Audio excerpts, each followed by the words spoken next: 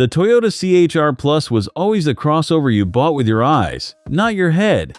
It was the shape in the car park that made you look twice, then quietly asked you to live with a cramped back seat.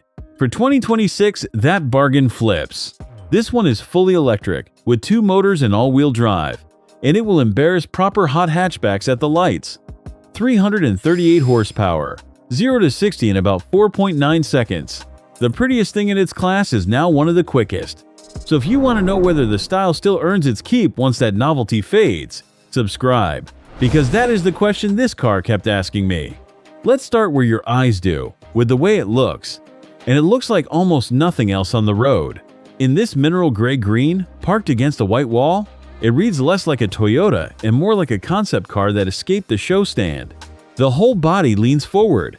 The roof falls from the windscreen in one long, unbroken line toward a high, chopped tail, so even sitting still it looks like it is leaning into a corner. The face is all slim, hammerhead lighting over a smooth, closed-off nose because an electric car has no radiator to feed. The wheels are pushed right out to the corners, filling their arches, and the whole thing sits low and planted. And then there's the signature at the back. A single light bar runs the full width of the tail, and tucked beside it are 2 little badges that still feel strange on a Toyota. One reading electric, one reading all-wheel drive. It is, genuinely, one of the best-looking things in the class. But hold that silhouette in your mind, because the exact thing that makes it look this good is the thing you will pay for every single day. We will come back to that. Open the door, and the good news keeps coming. The cabin feels a clear step above the price, low and snug and angled toward the driver, with a large landscape touchscreen standing proud of the dashboard. And Toyota did the sensible thing underneath it. Rather than drowning every control in a menu, it kept real, physical dials for the temperature, the kind of detail you stop noticing until you drive a rival that threw them away. The screen is sharp and quick to respond, and its built-in charging planner will map a long trip around the chargers for you. That tells you exactly what this car expects of your life. The seats are supportive, the driving position is spot on, and the materials in front of you feel richer than the badge suggests. And then you glance over your shoulder. Here is the bill for all that drama outside. That gorgeous falling roof steals rear headroom, and the shallow back window shrinks your over-the-shoulder view to a letterbox slot. Tall adults in the back will feel boxed in on a long run, and while the boot is a usable shape, it is not the deepest in the class. This is a car that made a choice. It chose to look incredible, and it is gently asking your passengers to help pay for it. Which brings us back to that party trick. Because the way this thing looks, you would forgive it for being slow. It is anything but. 2 motors, one on each axle, combined for 338 horsepower. And Toyota quotes the Sprint to 60 at around 4.9 seconds.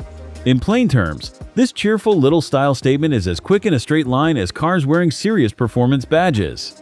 Having a motor on each axle should also mean it puts that power down cleanly in the wet. Though remember, these are Toyota's own numbers, not a stopwatch in my hand. There is a catch though, and it is the one figure that really decides which CHR Plus is right for you. All that pace is drawn from a 74 kilowatt-hour battery, feeding 2 thirsty motors, and the official range lands somewhere around 270 to 290 miles. That is fine. It is not remarkable, and in this company it is the trade you are making for the speed and the swagger. Live with one though, and it does cover the important basics. On a fast enough public charger, Toyota says it climbs from 10 to 80% in about 30 minutes, so a coffee stop on a longer drive genuinely tops it back up. It uses the same charging plug as Tesla, which means the Supercharger network is open to you, and that alone takes a real bite out of the usual electric car anxiety. And here is where the money lands. In the States, the electric CHR opens at about $38,500 for the SE, rising to roughly $40,500 for the better-equipped XSE. And crucially, that quick dual-motor all-wheel drive setup is standard, not a costly box to tick. That is a lot of design and a lot of pace for the money. But this corner of the market has sharpened up fast. A Volvo EX30 twin-motor is even quicker, 0 to 60 in about 3.5 seconds, though it asks for more cash, and it is tighter still in the back. And a Kia EV3 will travel noticeably farther on a charge for similar money, in a roomier, boxier body that simply treats passengers better. So the Toyota is not the practical choice here, and it is not the long-distance choice.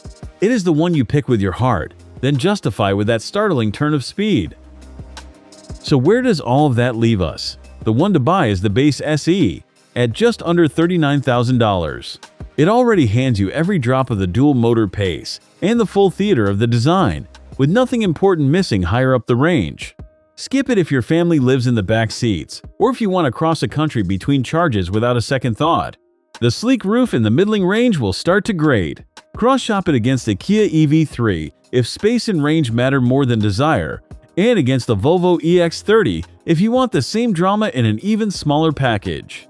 Score it honestly, and the Toyota CHR Plus lands at 7.8 on the Auto TV score.